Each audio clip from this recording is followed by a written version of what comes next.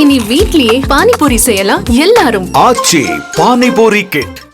மதுரை மாவட்டம் வாடிப்பட்டி அருகே சேலத்திற்கு மணல் பவுடர் ஏற்றி சென்ற சரக்கு லாரியில் டயர் வெடித்து ஏற்பட்ட தீ மளமளவென லாரி முழுவதும் பரவியதால் அந்த பகுதியில் பரபரப்பு ஏற்பட்டது. விவரங்களை முடிய செய்தியாளர் குமார் இடம் கேட்கலாம். குமார், என்ன நடந்தது? வணக்கம். மதுரை மாவட்டம் வாடிப்பட்டி அருகே மதுரை திண்டுக்கல் 4 வழிச்சாலையில் ஏற்றிக்கொண்டு சரக்கு லாரி சென்று கொண்டிருந்தது. வாடிப்பட்டி அருகே குலசேகரங்கோட்டை பிரிவு அருகே வந்த திடீரென்று பின்பகுதி டயர் சத்தத்துடன் வெடித்ததில் லாரியின் டயர் மளமளன்னு தீயெறிய ஆரம்பித்தது. இதை பார்த்த லாரி ஓட்டுநர் சுதாரித்துக் கொண்டு லாரியை சாலையின் ஓரமாக நிறுத்திவிட்டு தீயணைப்புத் துறையினருக்கு தகவல் கொடுத்தார்.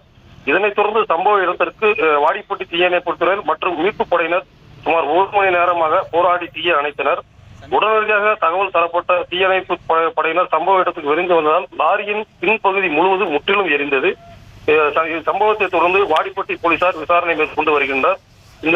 இந்த சம்பவத்தால் சிறிது நேரம் மதுரை திண்டுக்கல் 4 வழிச்சாலையில் போக்குவரத்து பாதிப்பு சிறிது நேரம் ஏற்படப்பட்டது என்பது குறிப்பிடத்தக்கது. விவரங்களுக்கு நன்றி குமார். இனி வீட்லயே பானிபூரி செய்யலாம் எல்லாரும். ஆச்சி பானிபூரி கிட்.